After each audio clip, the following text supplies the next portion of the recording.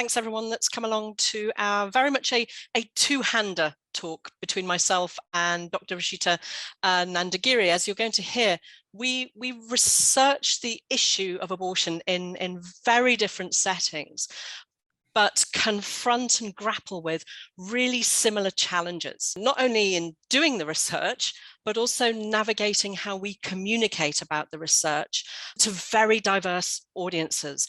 As academics, we are very skilled at communicating with academic audiences to a large extent. But when we start to think about and feel the weight of the evidence and the analyses that we do, it really compels us to think about the other audiences for our research. Rashita, next slide. As I said, this is very much a two-hander. Rashita and I work in really different settings, but what's remarkable when we've had conversations is how similar the issues and narratives are. Rashita? So a lot of my research, or the research I draw on for in this particular project, trying to visualize and thinking about how I communicate my research, is based on some of my PhD work, which was in one specific state in India. And as I was interviewing a lot of women, one thing that came across is it didn't matter the different methods they were using, whether that was legal or illegal, whether that was whether they had children already, whether they were married or not. Despite all of these different characteristics, they were often trying to navigate under a veil of secrecy as much, or try to control that secrecy as much as possible. There's a lot of silence there. We're also thinking then there was also a lot for me that stood out about the kinds of stigmas across these different facets that they were grappling with. And then when we strip it back to think about, well, what does this actually mean for how we talk about abortion? It became very clear that abortion wasn't just about this medical procedure.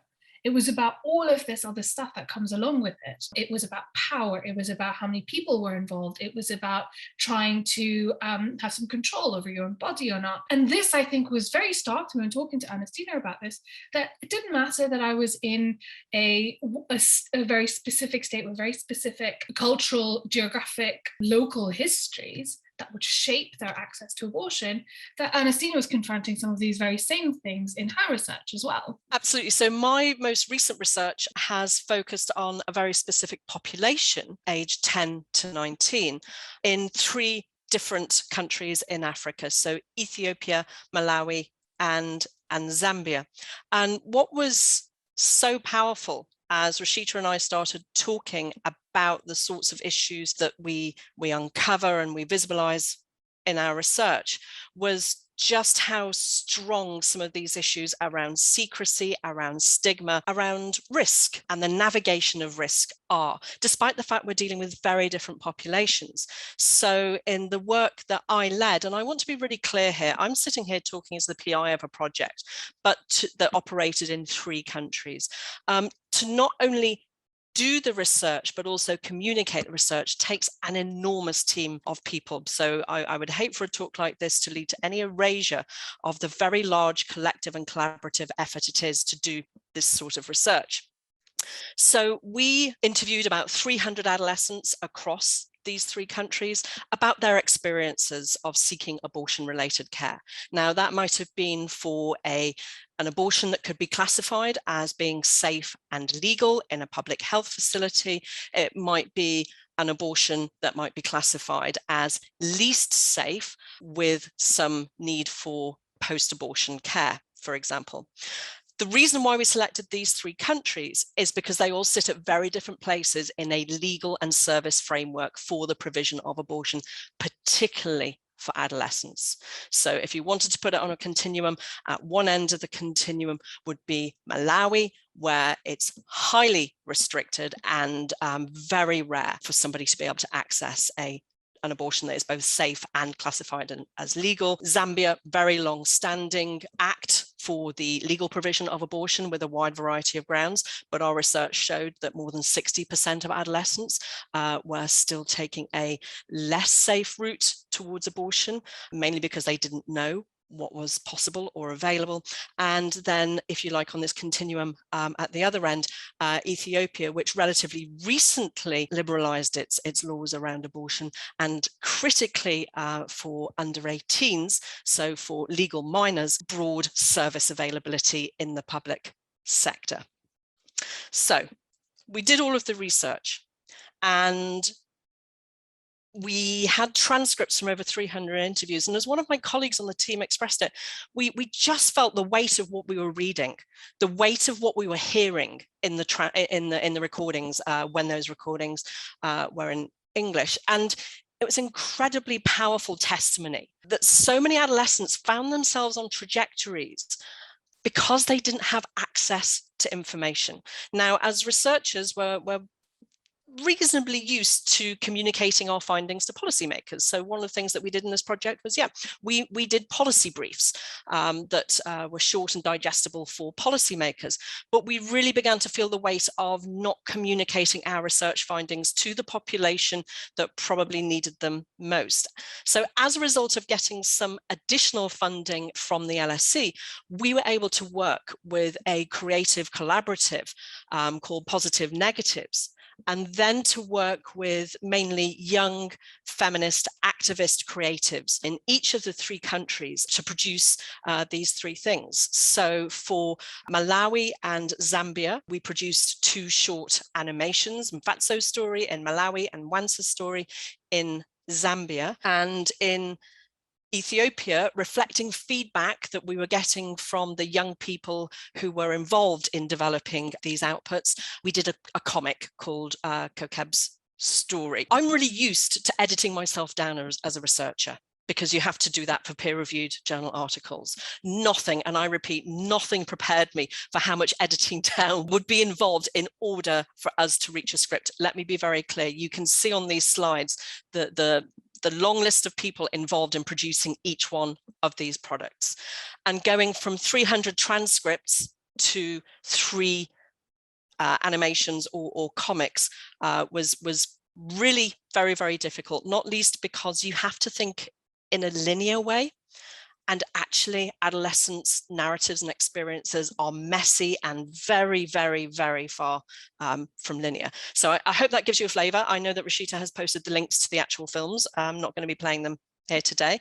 And now back to Rashita. Like Ernestina, what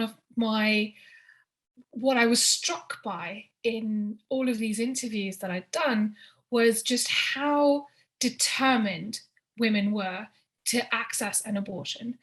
This is despite the multiple barriers that they had to navigate, whether it was, queuing outside hospitals for over the course of 3 weeks, either because they were there on the wrong day, or the doctor would only see 30 people when an appointment was available or when they were at the clinic, or whether it was trying to navigate through community healthcare workers, or pharmacists in order to try and access an abortion.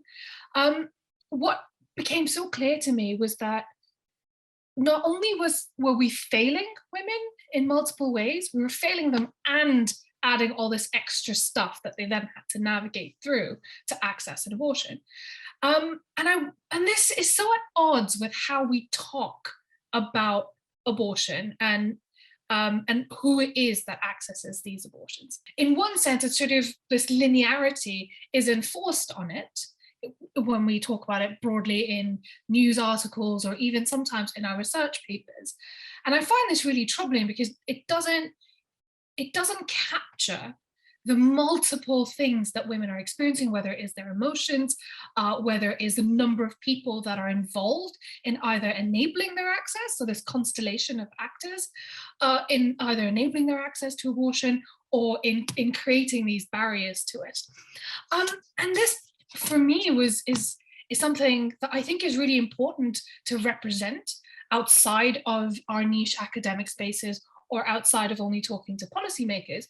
This is something that I felt we really needed to talk to our community health workers about, who were really, really important in shaping women's trajectories to care, in enabling access, and some people who aren't often represented in these stories. and for this, I think it's sort of a duality, one in centering women's experiences and highlighting their autonomies, whilst at the same time refuting some of the dominant narratives that surround abortion, that surround abortion seekers, that surround abortion providers. Yes, and it was something that, again, it was one of those conversations, certainly in one of the animations, was how do we depict the reality of blood? One of the other issues that we grapple with is the representation of abortion. So what we've done here is put up two actually pretty usual sorts of images. The left-hand one is from the Times of India, and the right-hand one is from the all-party parliamentary group here in the UK. The classic image of the dehumanized, headless, pregnant belly, and it was remarkable. Actually, we discovered there's an entire set of photos from stock photo organizations which are called headless pregnant women, which makes you really begin to think about the ways in which abortion is, or importantly, is not communicated, and some of the things that we need to be thinking about, certainly in the work that I was involved in thinking about material that is absolutely age appropriate to adolescents, because let's bear in mind, the people that we spoke to in our research in Ethiopia, Zambia, and Malawi were aged ultimately between 12 and 19 years. And the vast majority did not have access to information about either how to self-manage an abortion, if that was an option in that setting, or how to access care, including how to access care as a result of sexual violence or rape. Really difficult, but I would like us in this talk to sort of confront the ways in which abortion is normally presented. Rashita, back to you. Yeah, I think just to pick up on that as well, I think it's important that we recognize that the awful and quite violent depictions of abortion that we can see, like, it's always a fetus, or well, there's a lot of like scientific medicalized forms or depictions of it, are actually not representative of abortion, of what people's experiences of abortion are actually like. It's not always medicalized, it's not always in a health facility. And I think particularly when we're talking about or setting this in global South context, for me, there's a lot of poverty porn that surrounds this. It's always these, it's very specific depictions of Black and brown women in looking poor or feeling, representing what poverty is seen as in these rundown, horrible looking, unsafe, unsightly hospitals or clinics, or in a bazaar somewhere, which is not perhaps as explicit in its stigma, but it is actually very stigmatizing, because that's not necessarily where and how people are seeking abortions. And even if they are, that's not necessarily representative of our notions of safety itself, or what kinds of risk they are encountering in order to access that abortion. So, and I think part of the impetus for doing this work is to show the alternates, to show and refute these representations. I also think it's important for us to consider that it's not just the anti-abortion groups that might use similar imagery, like a fetus or the pregnant mother. We also have allies like the all-party parliamentary group falling into these tropes. Like, what to this image, it has stayed with me since 2018 to be like, what is this? Not only is it some random mosaic, she has no head, and then she has like this disembodied, I had an abortion thing around it. What does it tell us about this person? Who is she? Who is this person who's had an abortion? What does it tell us about the abortion that they have had? What does it tell us about their autonomy? How does it actually center the abortion seeker? And I think this is sort of the impetus for me to think about, okay, who is the audience for some of our work? For me in my work, the original intended audience, and COVID sort of smashed that, had been to work with service providers, particularly community health workers, to consider and work with them to build this resource that would speak to their training needs, something that wasn't really represented or reflected in their training materials, as well as to support advocates in calling for change. So if you see this headline in India where we're saying 81% occur at home, and we have this image, it sort of also suggests that a lot of it is unsafe, but it's not, is what we see from research and the evidence that we have. So to offer this counterpoint, Ernestina started out by talking about some of the testimonies that we were hearing and listening to. And something that for me is important, that it's not just listening to testimony, it is a form of witnessing. And I think it is really important for us. And if I see research as political, so I think it's important for me as a researcher to take that witnessing and turn this evidence, this research into something that can be used to transform how we talk about abortion, that can be used to call for a change, whether it is talking to service providers, it is providing information to abortion seekers or those who are seeking information about abortion and providing that accurately, or if it is aimed at policymakers as well. I'm very aware that we are very up on time. Both Rashita and I are very happy if people have got additional questions, just get in touch.